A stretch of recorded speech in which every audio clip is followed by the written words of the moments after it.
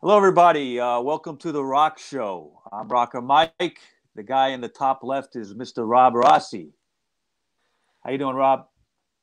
I'm doing pretty good, man. And we got some special guests for the end of the year for Yeah, this 2020. is right. 2020 sucks. We're gonna kick it out the Yeah. door. This is the year-end episode of the Rock Show, and the tradition started last year. We have a little special show, and today is no different. We have guests Keith Reese and his musical partner I on the bottom right there.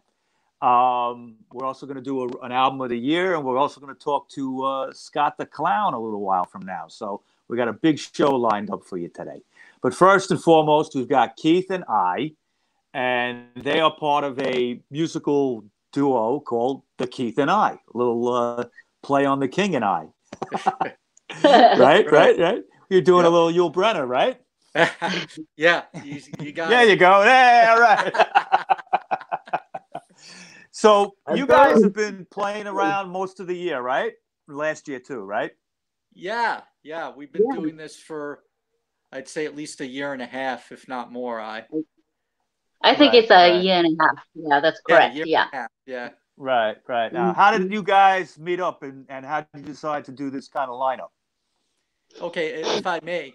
Oh, did you want to go? You explain. Okay. Okay.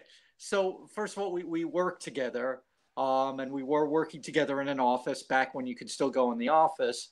Yeah. And I work there every day. I usually comes in only like one or two times a week. And one day she came in with a guitar, and two of the other workers in her section noticed the guitar and said like, "Oh, you play guitar? Well, you should talk to Keith. He's a singer." So she came over and we talked and talked about what we were into musically and what we were doing currently, which I really wasn't doing anything. I was working with some musicians, and we just talked about different things, frustration with being in bands and things of that nature, and we talked about possibly doing something musically in the future. I think it was maybe a week or two later, I came by my desk again and said that she'd checked out these places that had open mics in our neighborhoods in Brooklyn, and that we should check it out. And we started doing that, and it became like a weekly thing. We do a couple of open mics in different places in Bay Ridge, Brooklyn, and after the pandemic started and everything closed down, we weren't doing that for a while. But I found this other open mic. Maybe you want to talk about the other open mic we Oh, were doing yeah, this yeah. summer? Right. So after pandemic, I was looking for some, open mic opportunities, and then I found out there's a one organized by, I think it's a bitter end, right? Bitter end Yeah, open On mic yeah, on, on Bleecker organizer. Street. yeah. Yeah. Yeah. So the guy who used to organize the open mic in the bitter end, he started doing open mic event every Thursday, 6 to 11 ish, I guess. Hmm. Okay. And so that started, I think that started the end of August. And then I told Keith, I think we should, we should just do it. And we started almost every Thursday. We, you know, played, right, Keith? Yeah. Mm, I think it was earlier in the summer than that. Um, right. Probably maybe like mid or early August that you found out about this. So it was like this open space in an area of Brooklyn where there's a lot of industrial buildings and stuff like that. And it was an outdoor space, and there's different like stores and shops around there, so you could get The beers and food, bar. stuff like that. And it was really nice. It was nice Mm. to do it outside and see different people, and it was a lot of fun. And we actually worked out a lot of new material Oh, that yeah. we started doing. So, some of which you may be seeing, and some of which may be what you're seeing may be older material. But we worked out a lot of things, and it was a lot of fun until it started getting cold. Oh, yeah. Yeah, outside is not good when it's cold. No, now would be impossible. Let me just interrupt for a second. I've known you, Keith, for almost 30 years. Okay. Wow. And yeah. I think we met about 1991 at work, just like you guys met. Yeah. We used to work at the Wow. same place. Yeah. And long time. And a lot of people ask me since I've been doing the Rock Show, how do you know so much about music? You're like an encyclopedia, this and that. And if there's one person I could point to that is probably my biggest influence, it's this guy right here, okay, Mr. Keith Reese. Thanks. All right, because he, this guy knows so much about music, and we taught each other things. We've been down the rabbit hole with bands, and I mean, definitely getting into things and stuff that we were never into before musically, and discovering stuff, and he's great. But Keith, now your background musically, I mean, I've known you for a long time, like I said, and you've been involved in a lot of different bands. This is something different for you because it's really just a two-piece, first of all. But, you're doing covers right now. I kind of hope that changes. I kind of hope you write some originals because I like what I hear from you guys, the stuff you showed me that we're going to show everybody later. Your background is various. It could be heavy metal. It's punk rock. Could be even country music, things like that. You like all kinds of shit. All right. Sure. So, but when you two started working together, where was the common ground musically for you two? I definitely say the punk rock. Whoever wants to answer that, that's fine. Punk rock. Yeah, that's a good question. Yeah, punk rock. So back then, I actually, when I started talking about music with Keith, that was right after I disbanded my previous band, which was actually punk duo. I play guitar and sing, and then my partner was a drummer. So it was only like a drummer and the guitar and a vocal. That was already, I already had a punk duo thing, but so many things happened, and then I had to disband it, and then I was bitching about it to Keith, and Keith understood, those kind of dramas. Oh yeah.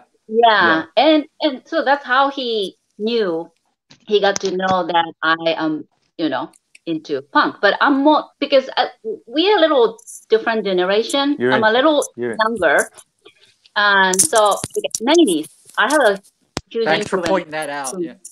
I have a huge influence from 90s rock music, like grunge or alternative rock, and then of course punk. So he's more like teaching me, like classic punk and 80s punk, and that I really enjoy, and so our common thing is punk.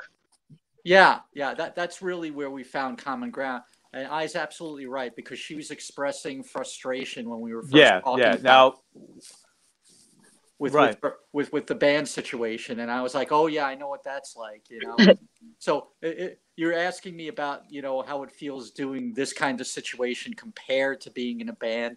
I think it's 300 times better, actually.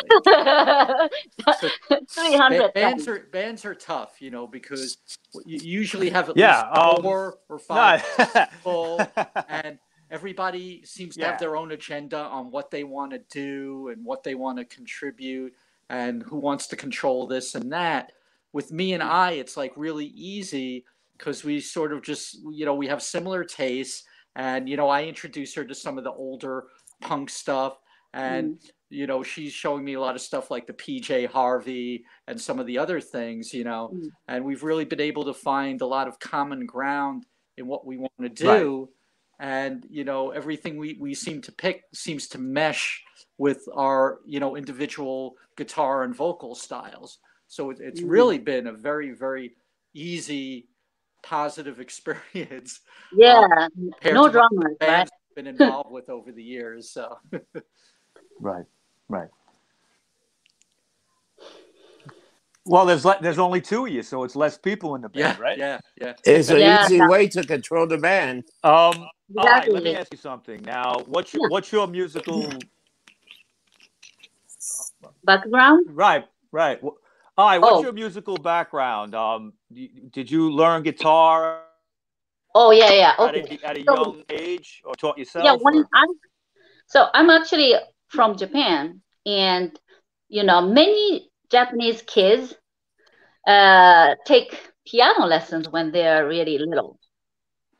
And so I was also like that. I took piano lessons when I was Really? child, like at 10, but it was not too long. I learned piano, so how to read music, that kind of basic thing.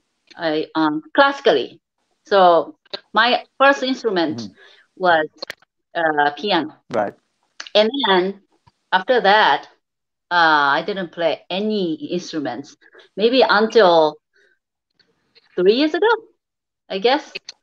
All of a sudden, 3 years ago, I just started thinking I want to play rock music. I never played guitar until then. So I told my husband, I really want to Wow. do a band, and then he got me my first acoustic guitar, and that was my very first time to play acoustic guitar. That was 3 years ago, and a year later he got me an electric guitar, and then I got into it. Like electric guitar was really powerful. I love electric guitar, and then I started writing music. So as how can I say, as a guitarist and a vocalist, playing with other musicians like Keith and other musicians, it's been, I think, 2 years. Maybe I'm a still baby musician, but yeah, that's my background. So yeah, and once you stopped the electric guitar, it's like everything flowed from there. So it's like that's right. Punk rock, PJ Harvey, all those Yeah, kind yeah. of things she likes to do, all came from that. And I is a really versatile musician, by the way. I've seen video of her playing the piano, and she's learned how to play drums this year. And at some point, she could probably be her own one-woman band if she wanted. That's my goal.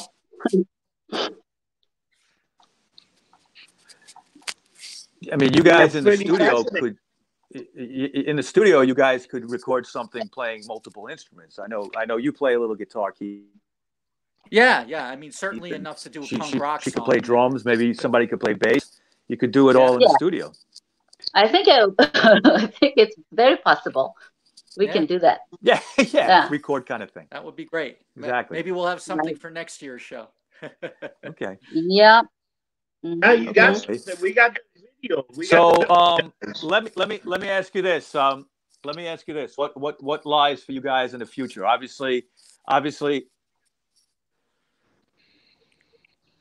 Yeah. I know we got video. We're gonna put that on when we have the show all put together. We're gonna show a couple of songs of you guys. But what I was gonna ask is, what's the future for you guys once we're out of this pandemic? Are you gonna do more open mic, or maybe you're gonna book shows just as yourselves, Keith and I, at the bitter end, or wherever? Definitely more open mics. I don't know about live show and any idea music venues because of situation, but hopefully I hope that would happen. Open mic is fun, but it's so limited. We can sing only like maybe 3 or 4 songs. We want to keep going, right, Keith? Oh yeah, for sure. We've done a lot of great work, I think. Right. I has a lot of original songs, which I think are all the really songs good. I heard you do are fantastic. Yeah, and I'm not the most prolific songwriter myself, but I has kind of pushed me over the last year or so. So I've started to get some things together. So I would think in the future there might be a point where maybe we do a show with a few of I's songs and a few of our songs, as a whole original set, as kind of a change up. We enjoy the open mics and doing different songs and learning different songs, and kind of merging them into our own style there, which I think you'll kind of see from the videos a little bit, and keep that spirit of punk rock and real rock music alive. But yeah, I can envision us, doing some shows where we do some original content as well in the future. I would certainly hope that would be the case. I would certainly hope that venues start opening back up again sometime next year, so we can consider doing something like that. We're keeping our hopes up for that as well. Right. Hopefully.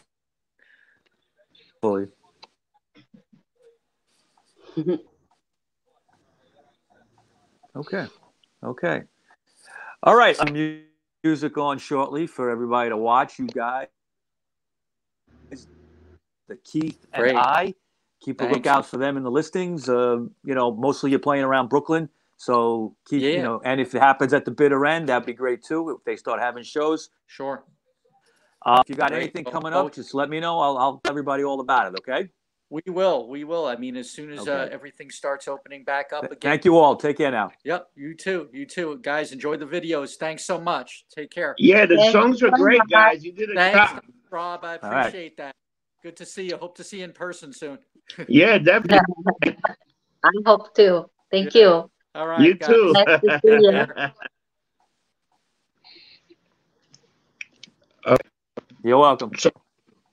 Thank you for being on the show. Thanks, Rob. Thanks, Mike. Thank you. RockerMike. Thank you. It was very nice to see you. 1, 2, 3, 4.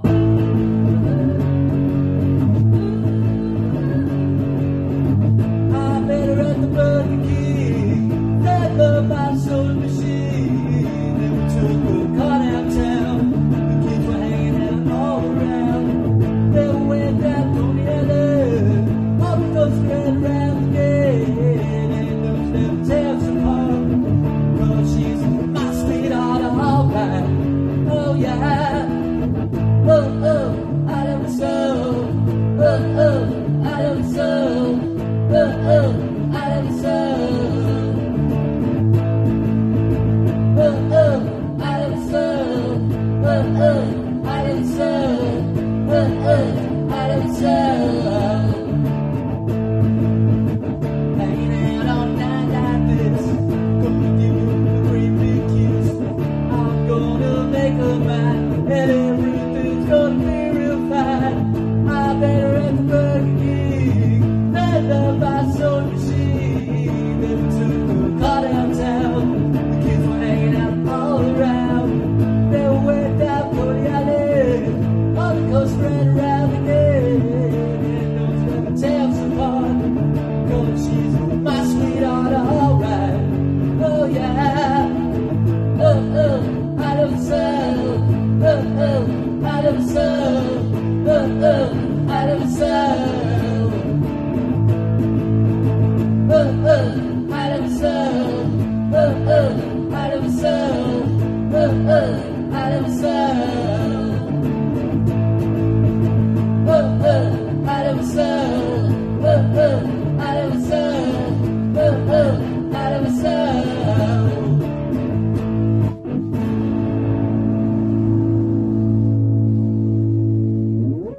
That's it.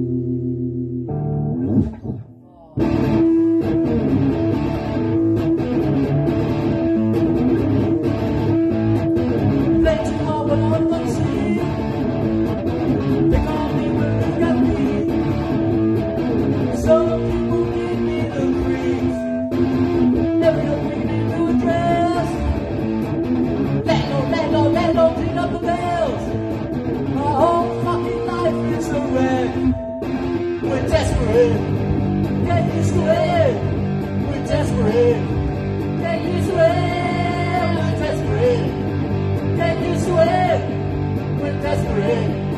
Get used to it, it's hard hell.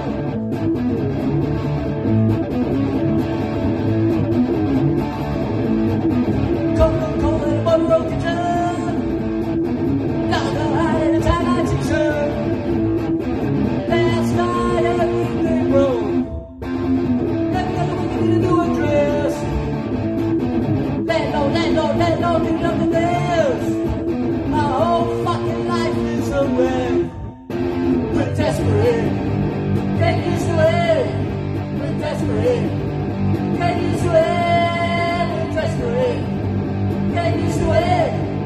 We're desperate. Get used to it. It's hard hell.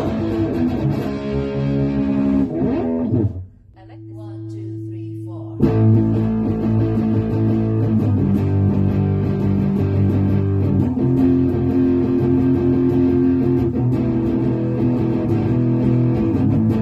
Wonder what we'll play for you tonight.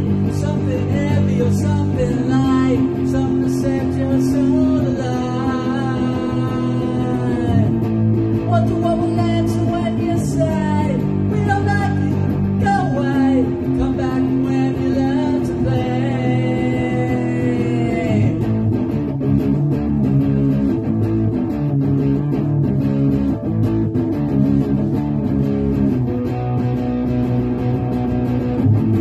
Wonder what you do when things go wrong. What happened to our favorite song? Look up and the audience is gone. We're with you, little bit obscure. Wonder what we're doing now. We've got the new wave like us next year.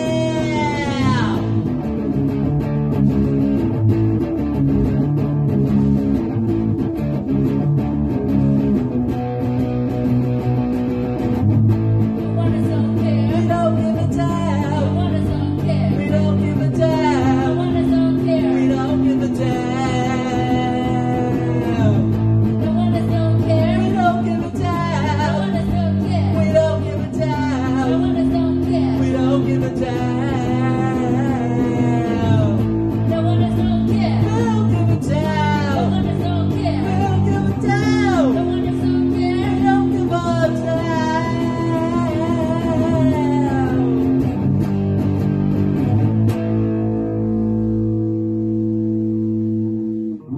The album of the year, Mike. We had a long year. There was a few albums that came out. What album? Okay. Well, before I give the album of the year, I want to talk about the second place.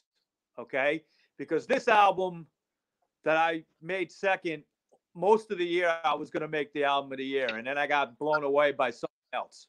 Okay, but both of these albums are kind of comeback albums. Okay, and the first one I want to talk about, the runner-up, is the Psychedelic Furs album, Made of Rain. Came out the end of July, and it's their first studio album since 1991.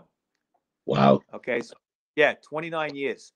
And I always liked this band. I always felt that they were more than just like Pretty in Pink and all that. You know, they had a lot of other good songs besides that. They kind of got lumped in with that whole John Hughes teenage movie shit, you know. But and some of that's good, but they were an interesting band, you know, important in England really more than in America. But they made you know, they were very popular here as well. Like I said, it's their first new album since '91, and it had 2 new members.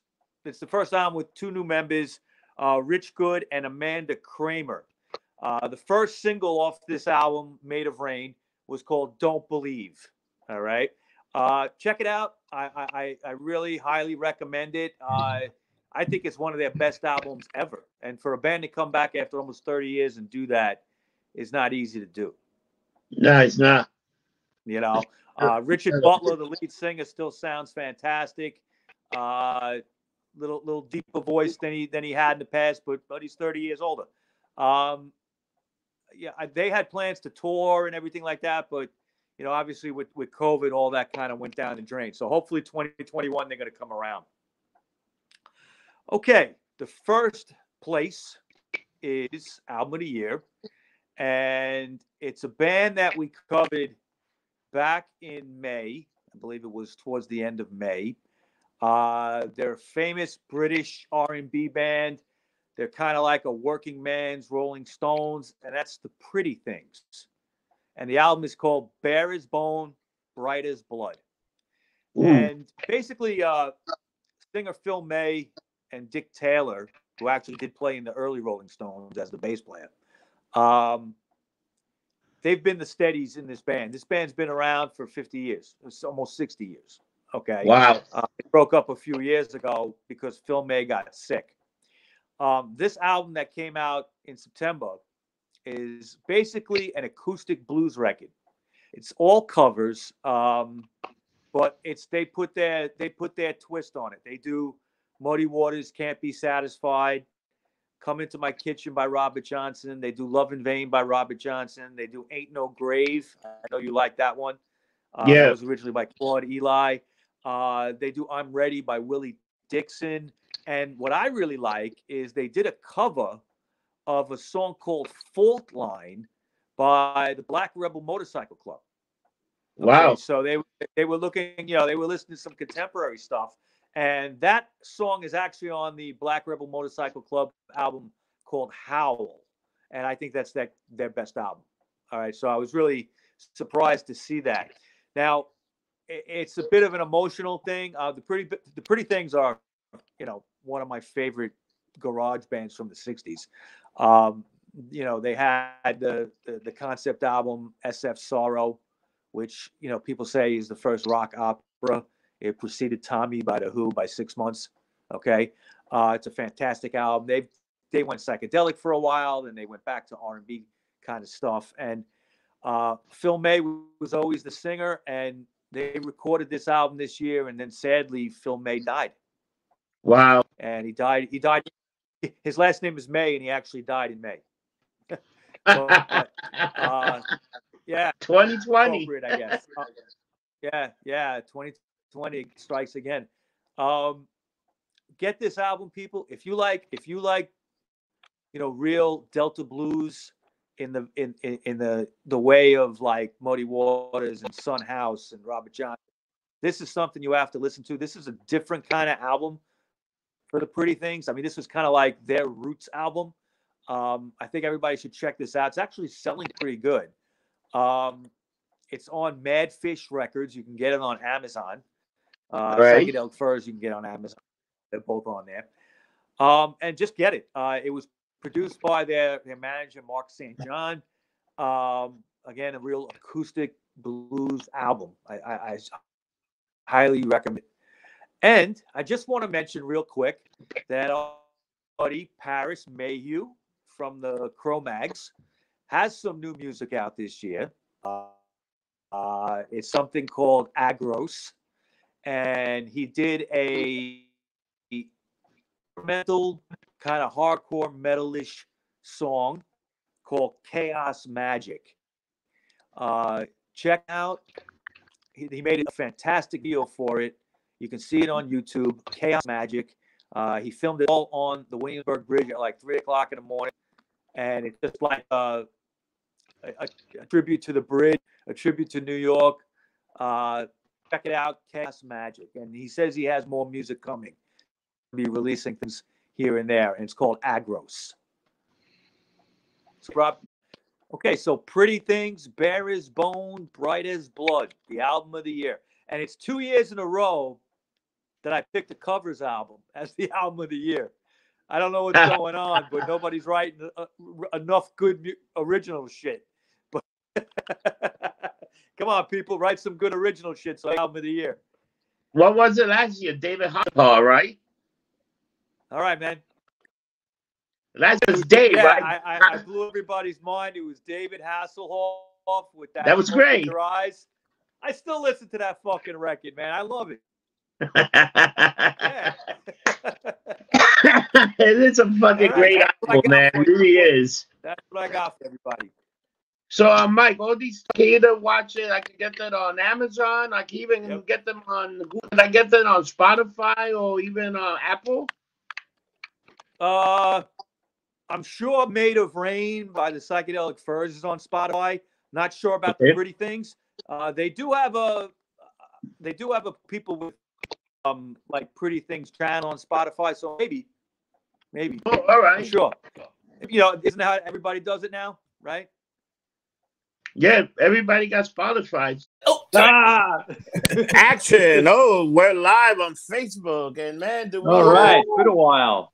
This is the end of the year, man. So far, we've been a hell of a show, man. We had a few guests. We had Keith and I before.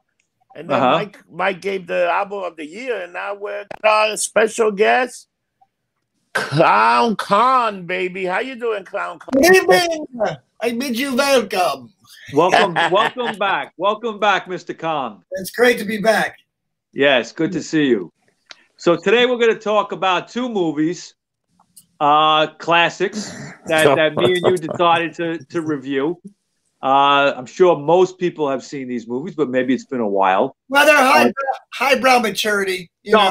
Yeah, I mean, you know, definitely, you know, highbrow and IQ raising kind of shit, you know. The first one is called Rock and Roll High School. Bing. Starring the Ramones. Okay. And the second one we're going to talk about is Animal House, starring John Belushi and a bunch of other assholes. It's going to be a great, you know, review here. Let's talk about Rock and Roll High School. Right on. Now, Rob, you mentioned the other day after watching it, just give your input here because you were funny what you were saying. Let me tell you that it was a shit. It was a shit. It was a shit show from the beginning. That the kids, the women, rock and roll high school, and they're fucking dancing, and the school is shaking. They made the science teacher like the dean of discipline. It was fucking hysterical. And people dancing, and then you see like. It was a 2-hour music video of the fucking Ramones. It was, and then the drums everywhere. The drums are coming with them. It was the most. It's a disaster. It was so bad. It was great. That's a perfect definition for that movie. So bad, it's good. You know.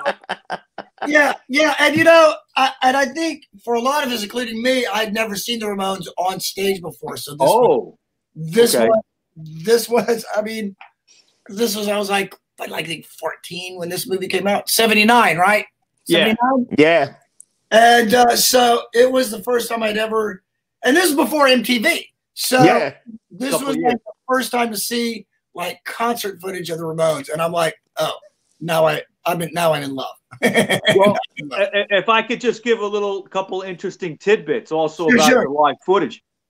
When they did that live footage, they actually had to record in that hall for 24 hours straight. Really? With very little breaks. They did every song they knew probably 20 times. Okay? Oh my God. And what you saw was the final product of all the different takes and everything, but they actually had to film that over almost a 24-hour period with all the whatever actors were involved there and all that. It was like a grueling kind of thing. Now, Alan Arkish directed that, and it was produced by a guy named Michael Fennell. He was actually working for Roger Corman. It's a Roger Corman. Yeah, I was about to say, it very much had a Roger Corman budget to it. Oh, yeah. It's a movie. Pretty sure they spent most of their money on the soundtrack. The other thing, too, is the history of it is interesting, how it got to be, because Corman didn't want to make this movie. He wanted to make something called Disco High. Okay, Disco High. Right? And then I think it was Alan Arkish that talked him out of it. And he said, no, you got to make a Rock and Roll High School. And originally, they were going to go with Cheap Trick and not the Ramones. Wow. Yeah. Also, they considered Todd Rundgren, too. That definitely would not work. But Todd Rundgren High School. I don't know. I don't know about that. But, and then what happened was Cheap Trick supposedly was asked, but they were not available. I think they were touring somewhere else or something like that. So trying to remember who it was. It might have been Arkish. No. It was Paul Bartel, the guy who plays Mr. McGree. Right on. He told Corman, what about the Ramones? Because he was a New York guy. So was Mary Warren of Miss Togar. She was an Andy Warhol protege. Right.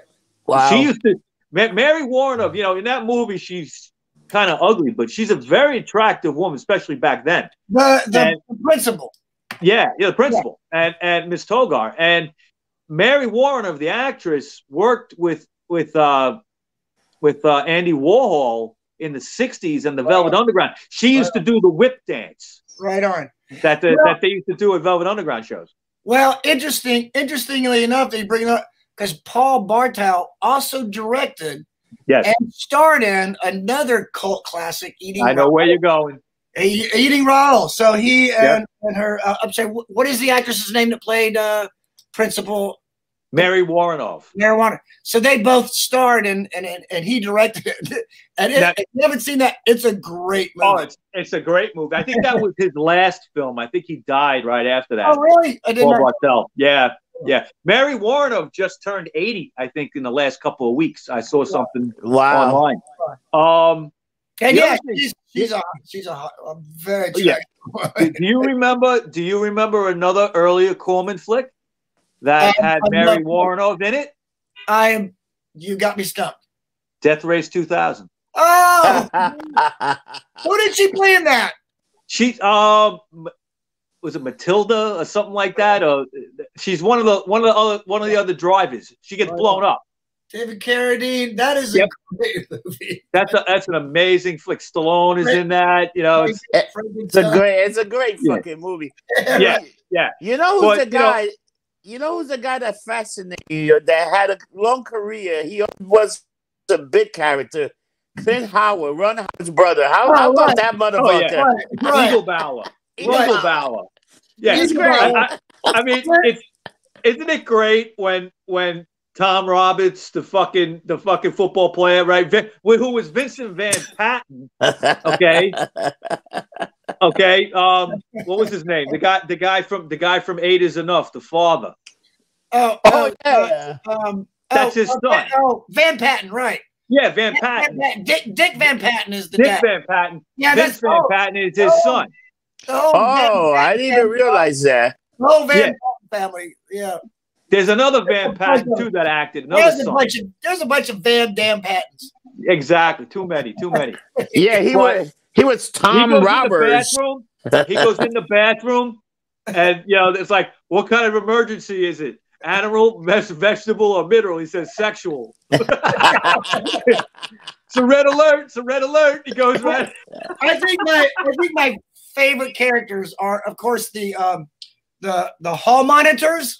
Yes, those are fantastic. They got like the best stick bits in the whole movie. Remember that when they're in the office and they have to go send a letter to the music teacher, and the fat one, he's like trying to push the gate, but it's a pull gate. Yeah, and he goes over it. How about them in the motorcycle? That's the best. The motorcycle, the cycle. The Devo song in the background, man. Holy shit! Although I tell you, another one of my favorite characters who made me laugh the most and really got the least about what was the freshman. Remember the freshman? Oh yeah. He's in the locker. Every time they open a locker, he's in there going. They cook him in the kitchen. Freshman helper. They were cooking him. He's in the drawer. He's like, but I gotta go back. I gotta go back to Clint Howard for a second, guys. Okay. Big Star Trek fan right here. Right okay. On. You know where I'm going with this. Okay. Rob, do you remember the episode of Star Trek with Clint Howard when he's like 5 years old? Oh, he was like a Mongoloid. He's a little guy. He gives him a glass of Tranya. Yeah. Right? To drink. Well, oh my God. He's a weird looking kid anyway. Well, yeah, I mean, so's Ron Howard. Dude, that kid looked like an alien, man. And that thing got a kid, that's an alien kid. Well, exactly. That's why they put him in Star Trek. He played an alien. And around that time, he was in a very popular TV show called Gentle Ben. That's right. He's this little kid with a giant grizzly bear. Right. I remember that. That was the show. nobody's fucking with this kid. It's like we don't care how. He was just like Ron Howard's little brother that Ron got him to do shit because Ron had a lot of pull in Hollywood. Dude, that guy was in hundreds and hundreds TV show movies. That guy had a film. You look at his credit, you'll be like, holy shit. Mostly Ron Howard directed films. Yeah. He puts his brother in. I mean, it's a good deal. Now, one guy in this movie that you got to love because he's been in a million Corman movies going back to the 60s is Dick Miller. Okay? Dick Miller, who got his start in the Corman flick Bucket of Blood. Yeah. You ever see that movie? Of course. No. Oh, I know you did. Rob, you ever see it? No. Okay. It's about an artist who starts killing people and using their blood to paint. Oh shit, that sounds dark. Yeah. It's pretty demented. It's very artistic. There's also there's another movie. I don't know if you saw this, Clown, called Color Me Blood Red. It's a Herschel Gordon Lewis movie. And if you say it sounds like the one film with the word blood in it that I have not seen. Well, I'm sure you saw Blood Feast. It's the same director. Right. Oh, right. Okay. And Color Me Blood Red just takes Bucket of Blood and just like multiplies it by 1,000 because it's a gore movie. So they just not only are they using blood for artistic stuff, they're using like sausages for intestines, squeezing shit. It's sick movie. That sounds very Roger Corman. It's not a Corman flick. It's a Herschel Gordon Lewis, but it ripped off Bucket of Blood. You know who was one of the character I like? Screaming Steven. Screaming Steven. Yep. What a name! Do you remember him in Death Race 2000? Which one was he? I knew I recognized him. His name was Don Steele. I think he passed away too. Okay. In Death Race 2000, he's the announcer in that. At the end, Frankenstein runs him over. All right. Remember that? But in Rock and Roll High School, he's just the DJ.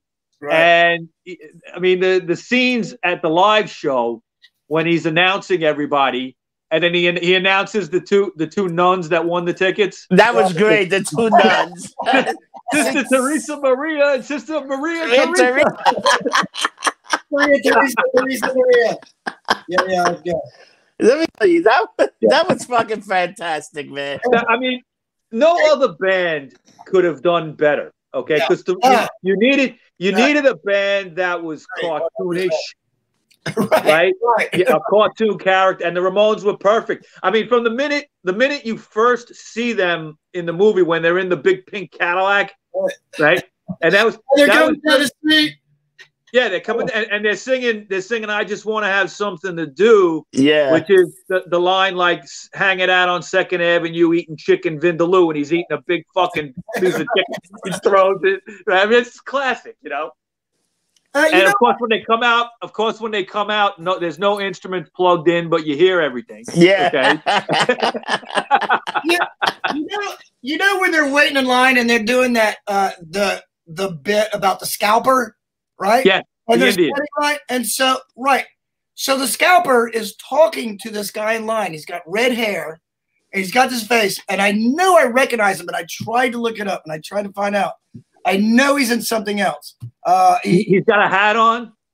No, he's not got a hat on, but he's a redhead, and he's got a very distinctive face. And I know he plays like a bully or asshole in some other movie. If you get a chance to look back, look at it. I will. And I bet you would recognize him. Because I paused it, and I literally – because, when you go on IMDb, they will have, like, person standing in line. It's funny. I used to know a guy – his name was Danny Hudson, a good friend of mine. He passed away a couple years ago. He was a dead ringer, I mean, to a T, to the guy in that movie that when they're in the club and Alan Arkish is actually a cameo, right? The director. Yeah. He's the guy that's checking everybody. Taking the tickets? Yeah. And he checks Rick Randall out and Kate Rambeau. And then the guy comes in and he lifts his glasses up. He's like, "You're too stoned. You don't get in." Right? and my buddy Danny looked like that guy. So we used to, to a T. We used to break his balls, but every time he'd come in, we'd be like, "Nah, you're too stoned. You can't come in." That guy who took the tickets, he was also a big time producer. Like that guy. So we used to yeah, that was the director, Alan Arkish. No, right on. That was Alan Arkish? Yeah. Yeah. Oh, right on. Now another guy was involved with this film. He kind of co-directed it with him when Arkish was like, because this was such a grueling production that Arkish would sometimes have to just relax. Joe Dante. Joe Dante. Yeah, Joe Dante. Dante also co-wrote the script. He co-wrote the script. That's right, with Alan Arkish. You know what's the scene that's great? When they're in the concert, it's like is the music professor, the mouse with the earphones. Yeah. And then the fucking idiot gives him the peace pipe to use. He and the Indian and the mouse are all getting stoned. Right. Well, the mouse was a reference from earlier in the movie when Miss Togar does the science experiment with the mouse. Oh yeah, they blow up, and it blows up. Right? Yeah. There used to be a punk band in the late '80s, early '90s from Australia called Exploding White Mice. It was named from that movie, that scene of that movie. But if you look at the gauge, right, the thermometer going up, right, it's like all the loud bands, and then it says Judas Priest, The Who, and then the Ramones are on top. And I also love when she's explaining everything. She's like, okay, this mouse met this other mouse, and they've been sharing a cage together and living out of wedlock, and the mouse got a leather jacket on. Those mice ain't married. No, they're living in sin in their cage. I'm thinking. I'm looking at this. It's just a thing. Like when they started playing, and then the girl that played the groupie was pretty good. She steal her songs, and then Angel Dust. Yeah, and then she steal the song, and the chase began. Body surge.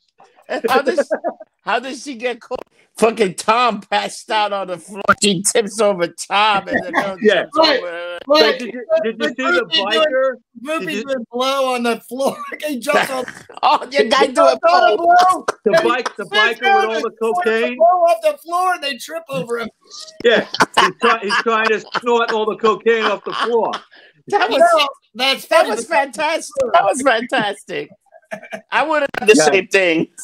It's funny. I read in a Ramones bio when they were making the movie, they just in the scene in the dressing room, they just couldn't get it right, no matter what they fucking did. Okay, Joey kept fucking up his lines. Dee Dee supposedly had more lines, but he kept fucking them up, so they had to cut his lines. All he had to say was "It's pizza, great. Let's dig in." He couldn't fucking do it.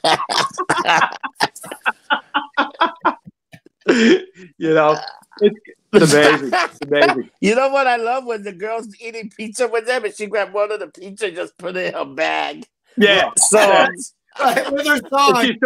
When she's in her envelope. Yeah, and when she's describing Joey Ramone to Kate Rambeau, she's like, Joey Ramone is hot. He's like a poem to me.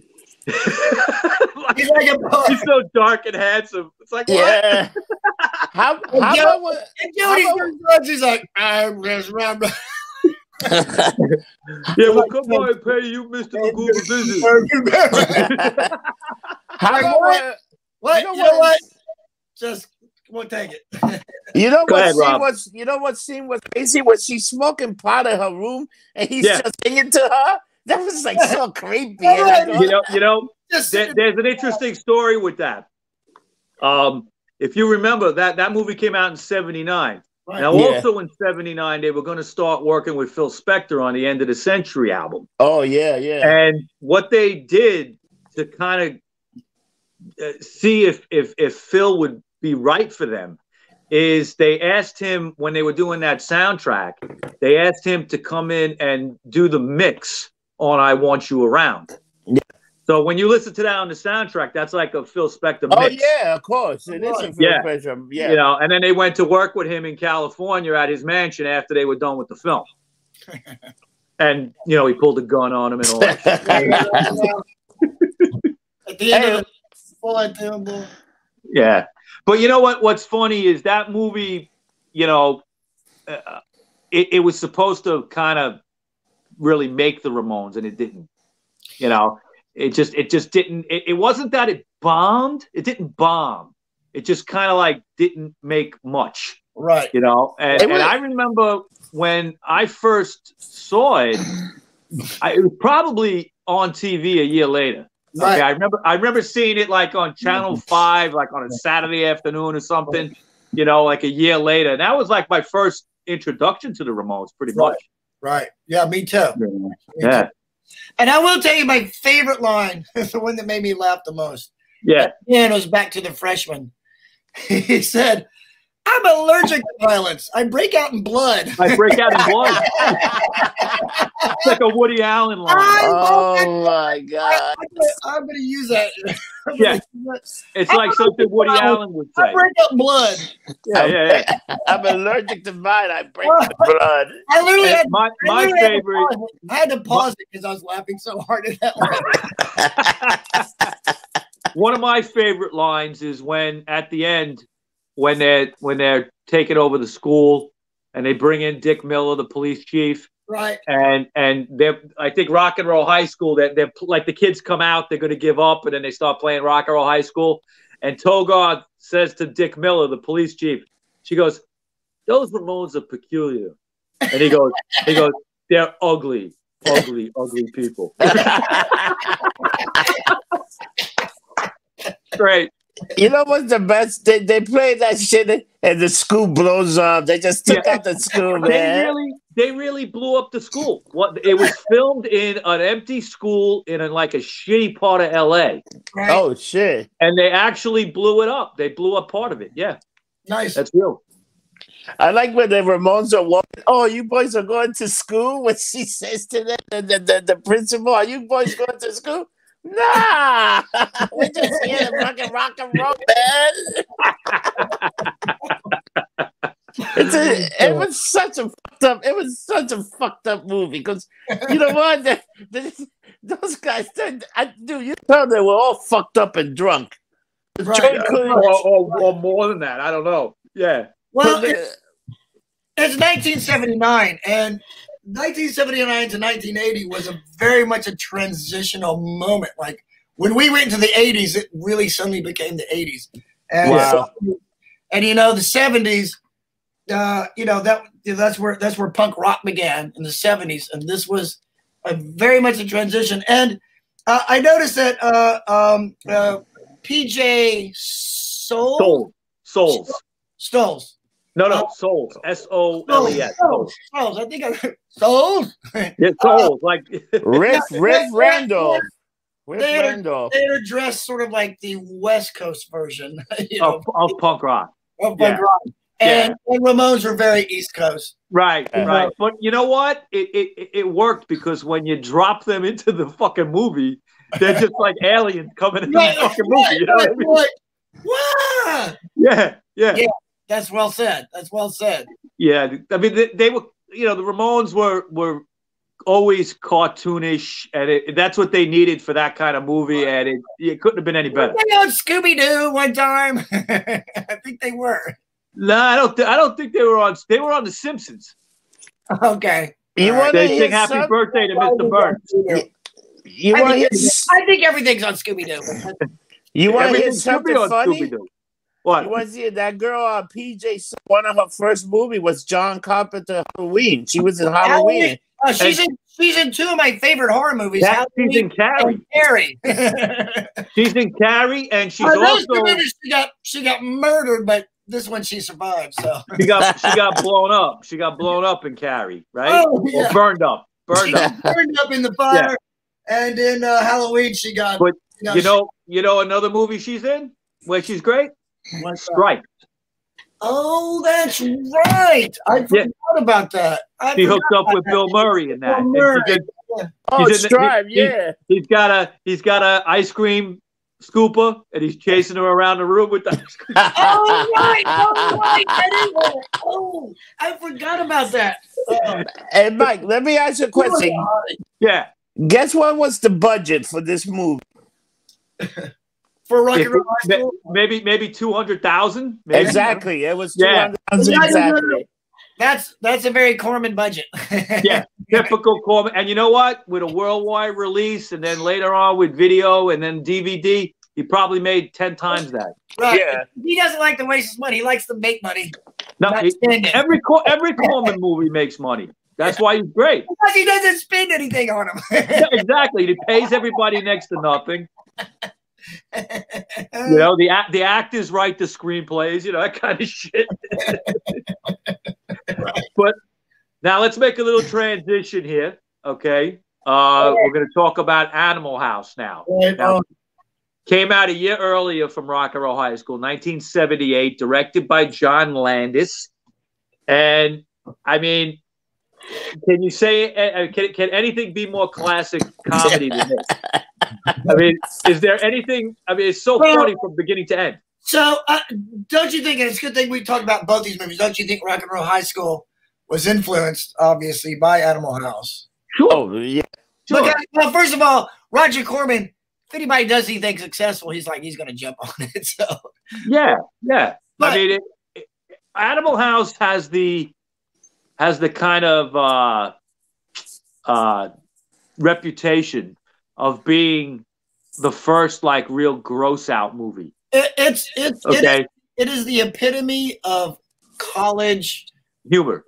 humor. Yeah, I mean, what used to be college humor, you know, not anymore. Right. You know, but back then in the 70s and even in the 80s, I mean, I went to college for a year and a half down in Delaware, and yeah, we had a toga party. Right on, of course. Okay, so, you know, Toga. I mean, well, I grew up in Knoxville, Tennessee, which is a giant, which is where the University of Tennessee is, which is a huge college town. Giant. So our town is inundated with what we call frat holes and prostitutes. and in fact, the movie takes place in Tennessee. Because if you notice in the trial scene, they have a flag and a Tennessee flag. So, I never realized that. Yeah, or obviously it takes place in 1962. Yeah. But I used to when I first saw it, I used to believe that it was Knoxville just because of my experience in this college town.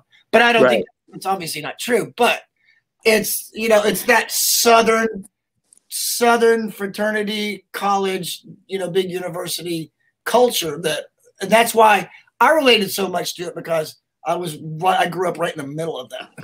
Well, it was written by Harold Ramis, who went on to Ghostbusters, Stripes, Ghostbusters, a bunch of other movies. Yeah, great. Sadly, he passed away. But it was also written by Douglas Kenny and Chris Miller of National Lampoon magazine. That's why it's called National Lampoon's Animal House. Now, was this the first National Lampoon film? I believe it was. Okay. I believe it was. And of course, they went on to other things like Vacation. Yeah. They were striking gold just with the National Lampoon name attached to a movie, Right. You knew it was going to be funny. Can I give you a little? I will give you a little fact. So the movie came out. The movie was distributed by Universal Pictures, right? It was released on July 28, 1978. It had a budget of $3 million, right? Guess how much? Guess how much this movie grossed? They spent most of it on probably 10 times that. $141 million. Wow. Now that's a huge hit. Yeah. And I tell you what's fascinating, and this is something I understood from a study by John Belushi. At this time, Saturday Night Live was the #1 TV show, #1 show on TV. The Blues Brothers album was the #1 Billboard album on And Animal House is the #1 box office film. John Belushi is literally and figuratively flying high at this point. It was his first. It was his first movie role. That is his first movie. Yeah. He's the biggest star. I mean, he's the most established star. It's his first movie. Yeah, I mean, everybody else was just starting out. I mean, even Kevin Bacon's in I was gonna say Kevin Bacon's first movie. Is that right? Is that right? That was Kevin Bacon's first movie?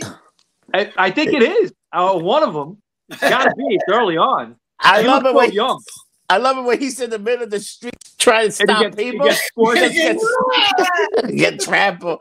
How about with Flounder? They give Flounder the fucking gun to aim at the horse.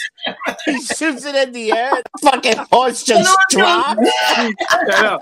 That's amazing. That's one of my favorite. The horse is like favorite sticks in that movie.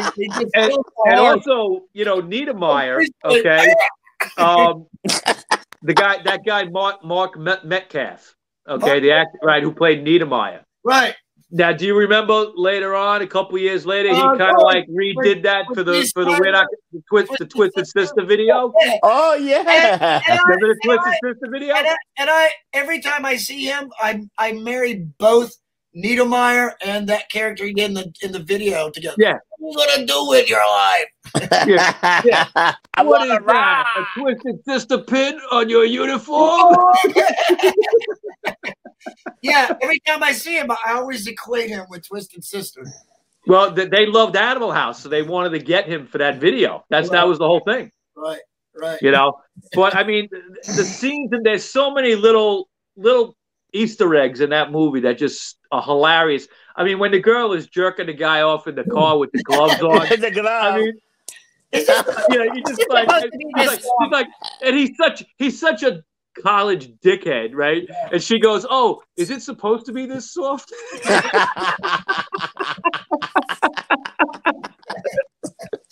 What about in the iconic parade scene? That's a great scene.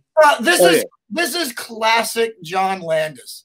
Chaos, everything going everywhere, and that chick in the bunny outfit gets thrown, and the kid's in there, and that little kid is sitting there looking at Playboy magazine. Oh yeah, the girl in the bunny outfit lands in his head and goes, "Thank you, God. Thank you, God. Thank you, God. Thank you." Goes flying in the window. Like, oh man! And how about when was it Otter? I think it's Otter. He gets the dean's wife. Oh yeah, that's like whoa! And he's in that dirty, disgusting frat room, but he's got like that whole '60s fucking bedroom with all the lights and shit. He's putting the lights on. Like the bed spins around. I like when the deep wife told the other guy, "Can you take your thumb out of my ass?" yeah, at the end, yeah. When the thing falls down. Yeah, you can take your thumb out of my ass. You know what was another fun? You know what was another funny scene? The marching band. The guy took the lead of the marching band and into the alley, into the wall.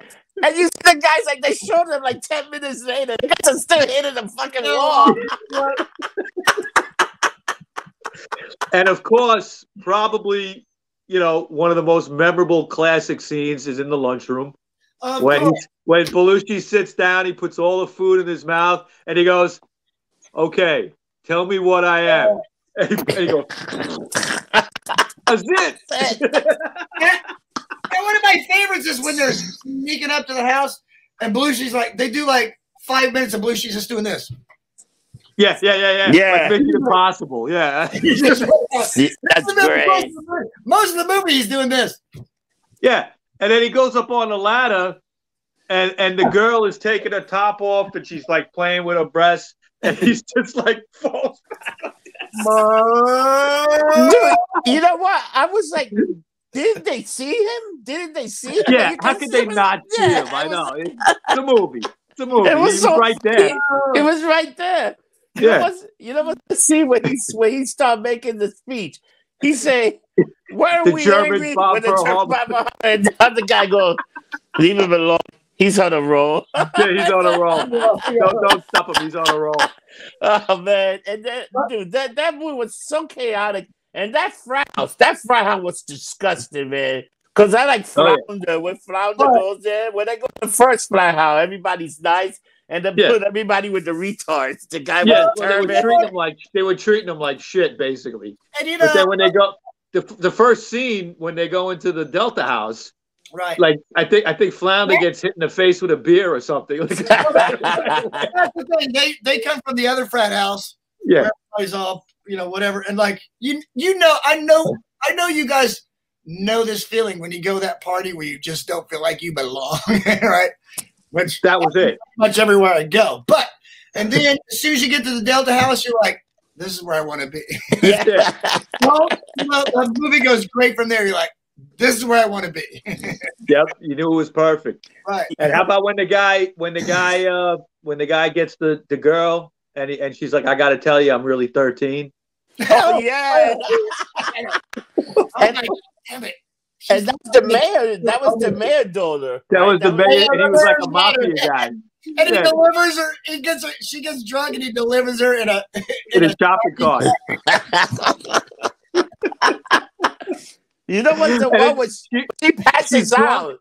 She's drunk, right, in the shopping cart. The father opens the door. She's like, "Hi, Dad." You know what? But when she passes out on Pinto, she passes out the ruin, the little devil and the angel. Come on, look at those things. He's got 2 hands full of toilet paper. Yeah. And on one shoulder, it's like, fuck her brains out. Yeah. And the other one's like, I wouldn't do that. Oh my God. Movie, I mean, come on, 40 years later, you're still laughing at it. It's just classic. It's just classic. Do you guys realize that Landis, right? What? The movie he made before that, you know what it was? Kentucky Fried Movie. That's a great movie. Yeah. So he was picked to do this based on that film. Right. Yep. Gabe Kaplan? No. No, you're thinking of what the fuck is that Gabe Kaplan movie with the boy who plays basketball? Yeah. All right, that's a different thing. No. This is Kentucky Fried Movie is like 3 or 4 different stories, and some are long, some are short. Yeah. It's like, I mean, for me, the one short one that's incredible that I always laugh at is when the guy, it's the Daredevil one. I love Danger Seeker. Danger Seeker. Right? He comes, it's like this little nerdy guy. He's dressed like Evel Knievel. Okay.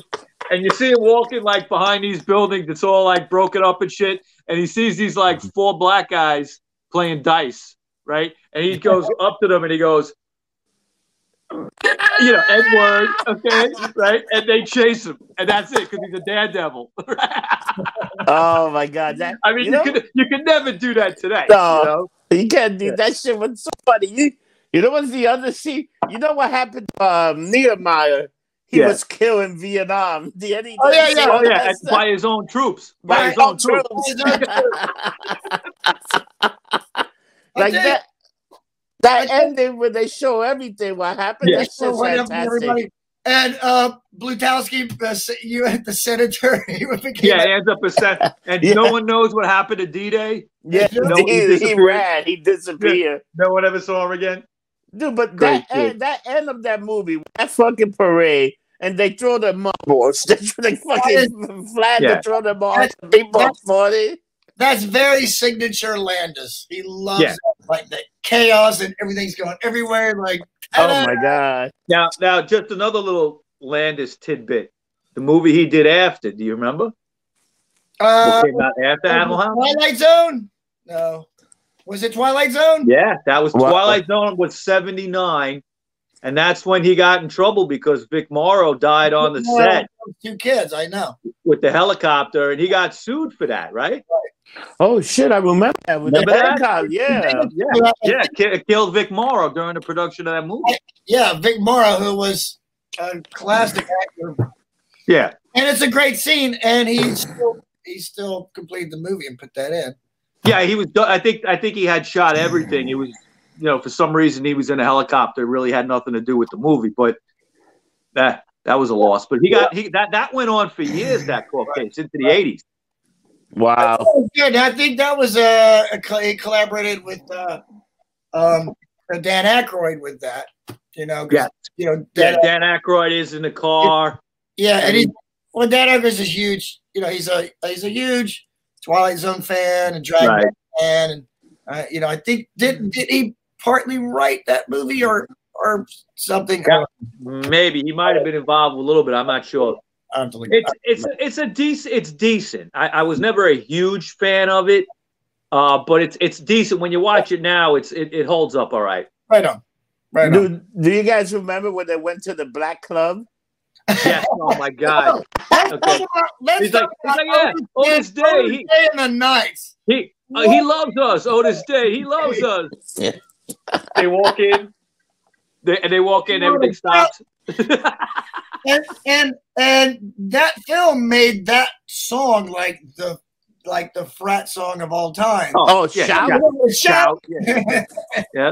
Like everywhere you go, that was it. And Louie too. Yeah. Louie. Yeah. Do you mind if we dance with your ladies? No, it's not. Now he says, "Do you mind if we dance with your dates?" Yeah, your dates. Grab the table. We're all looking up at him like. and they're just like, okay, no problem. Sure. And their dates, by the way, which is hilarious, how Otter figured out he went to this dead girl's funeral. Yeah. And he's like, yeah, I know. You know, genius. I gotta tell you. I mean, he pretends to be like he's he pretends to be the dead girl's boyfriend. And he's gonna pick and he acts like we were engaged to be engaged. Right, engaged to be engaged. And the roommate, who was hot, okay. Oh yeah. You know, feels bad. They end up getting it on in the car. Yeah. If it was, I mean, he would have went all the way with her if they didn't get interrupted. He goes, I don't think I want to be alone tonight. Would you go out with me? She's like, let me get my coat. And let me get my coat. Yeah. And he goes, can you get 3 days for my friends? That was another laugh out loud moment for me. Exactly. That for my friends. Yes, you know, they just don't make movies even at all like that anymore. You know, the closest movies that even came in that genre might have been like the first American Pie. You know, they were trying to resurrect that kind of thing. You know what I think? I always call old school my Animal House. Old school was Animal House because it was chaotic. It was all guys that take over a frat house because the guy got kicked out. They were just trying to you know, bring that back. Do you guys remember Animal House 2? No. Yeah. it was all about Flounder. Oh, is that right? Flounder was the star. Belushi had nothing to do with it. A lot of them weren't in it. It was just Flounder, and it sucked. But I remember when it came out like in the mid '80s, I think. Well, no wonder Lightning didn't strike twice with that one, but the first one, forget it. Here's what I love about both of these films that we watched and that we talked about tonight, and that is anti-establishment against the anti-authority films. Right. And in that time, we needed that. I mean, we were just getting, you know, we got out of Vietnam, Watergate, 2 years earlier. We dealt with like we became so disillusioned with Nixon and, you know, that whole thing. And so you might remember Watergate, but but it was and personally for me, that was when I just started my teens and I was very rebellious. And so for me, those movies really spoke to me. They spoke to me because I was anti-authority, and these guys are saying it's actually hilarious. Anti-authority is actually hilarious. Yeah, it could be funny. And it could be okay. It's a good point. Scott, you want to hear something crazy? I do. And I told Mike this. So I know what gave me the inspiration of locking myself into the principal. I so the final day of school, right? I probably was like in 7th or 8th grade. Oh, no. I brought like a little radio, and I had added school out for the summer, and I locked myself in the principal office, and it's like a half an hour before the day over, and I fucking lock myself in to bring my little radio, and I put that through the loudspeaker to everybody, and people lost their shit. You Lost their weren't you in Catholic school? Catholic school. That was Catholic school, right? I love that story, Rob Rossi. I've never heard that. I got that from the Ramones, from the Rock and Roll High School. Oh my God. Well, I mean, Rock and Roll High School taught me how to take off a woman's bra. Well, there you go. In detail. The dreaded mini hook. You did a better job than Pinto.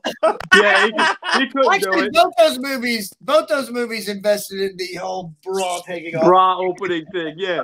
That's true. That's true. 13-year-old, but you know what I'm going to talk about. And if you play your cards right, the easy open frontal assault. Oh, yeah. Break.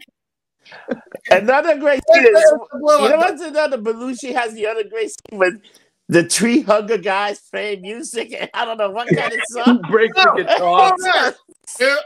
I gave my love. Yeah. You see his face. Chicken with no bones. Yeah, yeah. You know he's going to do something. Yeah. And then he goes. John Belushi was doing what we all wanted to do. Yeah, exactly. It was great. Wow. It's funny. These two movies that we watch, and look at the times we're living right now. It's almost like you need that whole anti-source, like go crazy. You know, it's fucking crazy. Well, I'll say it now. When all this is over, people are going to be partying. Yeah. Oh. Yep. There's gonna be a lot of babies born. Great. That's all we need. Great. Hope they're not mine. Yeah. I love babies. They're delicious. Oh, yeah, you do. There's not going to be babies born. When they give you that vaccine, you go, there'll be no more pregnant for the next 20 years. They might be mutants. No, I'm okay with that. That vaccine is to stop the population. There'll be no people having babies. There'll be like 2 years of no babies. I'm telling you. Yeah. There'll be test tube baby. Test tube There'll be flipper baby. There might be flipper baby. We're going to find out. We're going to find out. Yeah. All right, guys. So, Clown, I want to thank you for coming on the year-end show, the year-end wrap of the Rock Show. Thank you for having me. Gabba Gabba Hey. Gabba Gabba Hey. Talked about one of the greatest rock and roll movies ever, and Animal House, Rock and Roll High School and Animal House. Right on. Animal House had a lot of good music in it, too, so it counts as a rock movie in a lot of ways. You know that scene where Kevin is getting smacked in the ass? Yes, I have another. Thank you, sir. Can I have another? That was like, you can look at his face and he got too much enjoyment out of that. and Niedermeyer liked it too much, too,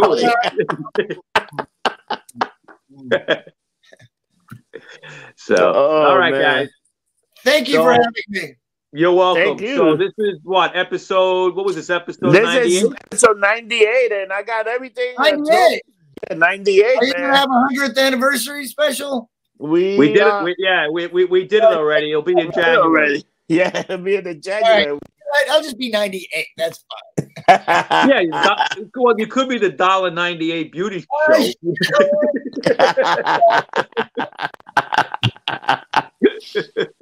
Story of my life.